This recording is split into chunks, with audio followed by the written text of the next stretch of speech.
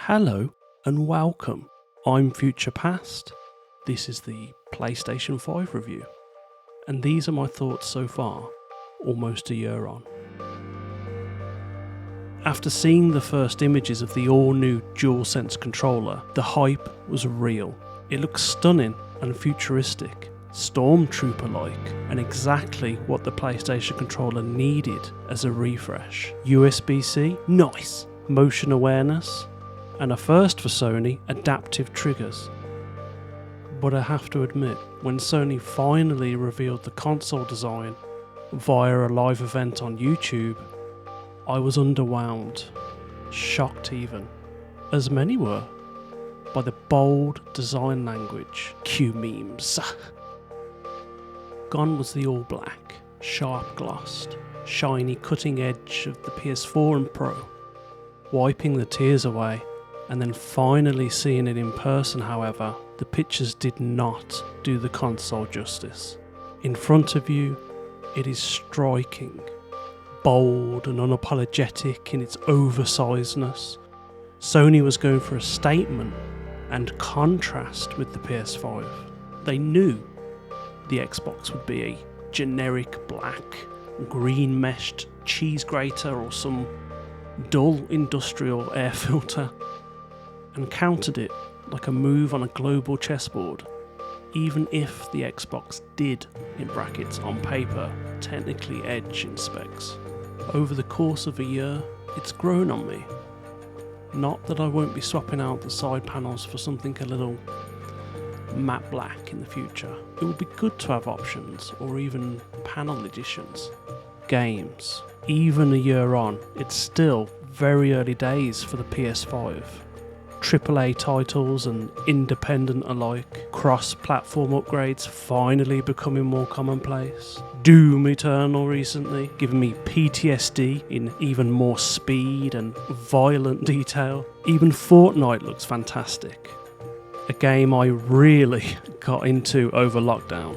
The PS5 upgrade was an incredible graphic improvement. Excuse me a second while I pop some noobs.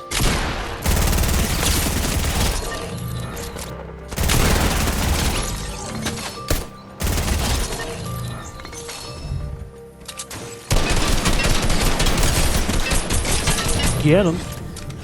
Especially running at 4K HDR. Pretty. The first thing you should do when you finally get your PS5 is give Astro's Playroom a go. It's pre-installed, a helpful and smooth move from Sony, and is still currently the best way to explore your new controller and its future gaming potential. It's also loads of fun. Mario who?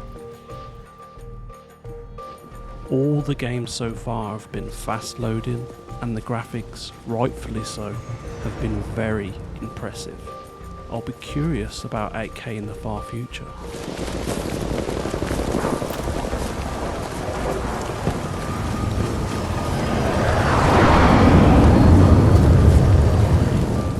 The PS5 shines on my 4K LG monitor, even at only 60Hz.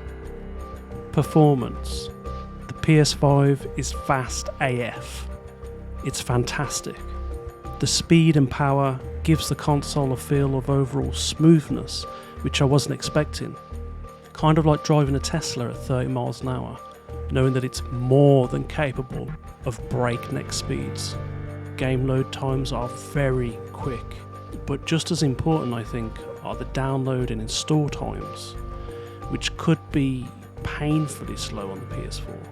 One thing that I noticed early on is the PS4 runs rather hot. Not the console itself, that's perfectly fine, but more so the venting ports on the back. It spits out quite a lot of heat, especially gaming in 4K over a few hours. But I personally wouldn't recommend sticking your PS5 in an enclosed area or boxing it up in a cupboard, as it could lead to unnecessary overheating. I keep my PS5 on my desk, so it's always had plenty of space and air, and as a result never become worryingly hot. Just a thought. The PlayStation OS. It's cleaner, clearer, and a much welcome refresh. Supersized panels of artwork with theme music on the passover for each game, very nice. It's a great start, but it's not streamlined just yet. There's some work to be done here. The PS Store has had a much needed revamp, and the PS mobile app is great for buying games on the go. Much of the early problems have been fixed over a year of updates, but a few things still bug me about the UI, mainly display information and editing the app timeline. I would like my favourite games and my favourite apps next to each other for convenience. I loved the simple and effective timeline style of the PS4 OS, but they ruined it in an update by hiding media apps within a folder. Like, why? Just why? The PS5 OS doesn't hide media, it just tabs it, like so. Sony, if you're watching, here are a few of my humble UI recommendations. Allow the ability to favourite or pin your top games and apps together, like so. Maybe the addition of a favourites tab. Add more display information as standard instead of hiding it in the bottom bars. Battery status, downloads, possibly a power button, like so. Allow power options to pop up after holding the PS button for 2 seconds for quick and easy standby or turn off. Allow the removal of games or apps from the timeline. I would love to be able to remove the media gallery. Overall though, nice job Sony.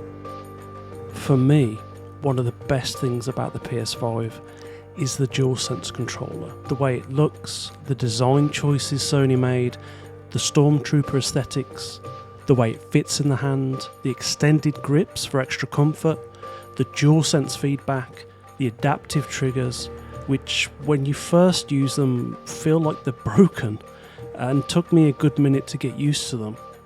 Then add a response layer to any game you play, and also USB-C. Nice. I can play for hours with zero hand fatigue, which I did used to get sometimes with the PS4 controller. Do I wish the actual buttons would light up? Yes. Yes, I do. Oh. Do I wish the battery life would last longer? Yes. If you enjoy long gaming sessions, and if your budget allows, the official charger is very nice, and having a second controller is never a bad thing. For me, the DualSense is key to the overall PS5 experience. Controllers, for the most part, can define the tactile gaming experience, and the DualSense pushes it into 2022 and beyond. Also, the matte black version is great too. Sony, release official black side panels already. Jeez! Bad stuff.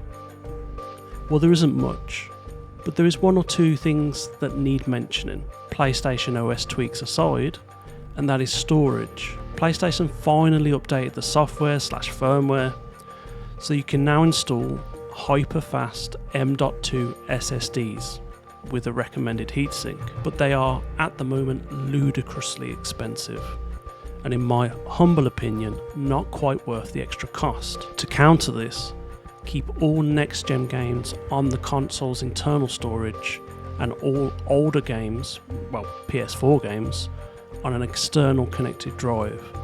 For me, that's the best offset of performance and storage. The other is when I first got the PS5, Wi-Fi would always connect to 5Hz, so downloads were blazing fast and playing online was very smooth. But since a recent software update, the PS5 would only select 2.4 Hz, which is highly annoying, especially for downloads and playing online, to which I experienced occasional dropouts. This does seem to be fixed, however, in a recent software update, but it does still seem to prefer 2.4, which ain't the one. Also, the headphone dongle. Why do I need a Bluetooth dongle to use my Sony Pulse 3D headphones? ? This baffles me. Not only does this take up a spare USB port, but it also sticks out like a sore thumb on the console itself. How was this not built into the next-gen PlayStation ? I was as shocked as I was unimpressed when I realised. Nobody likes dongles. Sony, come on. And finally, the disk drive. I found the disk drive confusing the first time I used it, and even inserted the disk the wrong way round. I can't be the only one, right? And the drive can get worryingly loud when installing or spinning up games.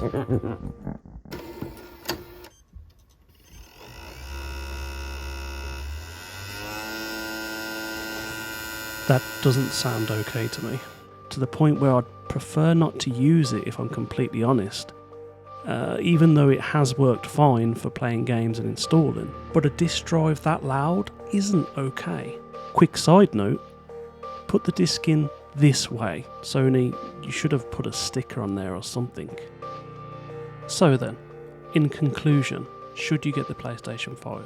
Absolutely. Now for a quick round of pros and cons. Pros. The DualSense Controller is a triumph and basically awesome to use. The PS5 is exceptionally fast and smooth when playing games. The graphics bump is a welcome improvement. 4K looks stunning, even at only 60Hz. Looking forward to 8K in the future. The PlayStation OS is a welcome upgrade. That also includes the PS Store. The Pulse 3D headphones are very good for the price and definitely worth getting if you don't already have a decent headset. Cons. It's very large and quite frankly looks awful when laying on its side. The disk drive is confusing the very first time you use it and can be ridiculously loud when installing or spinning up to play games. The PlayStation OS needs a little tweaking to make everything just a little bit more streamlined. The PS5 media remote, which is an optional purchase, when I tried and tested it, found it an unnecessary accessory. Stock availability. For the PlayStation fans out there still unable to buy one, even a year later. And finally, if you've made it this far, thank you for watching. This is my first review. Like, subscribe, or even donate. Cheers. Talk soon.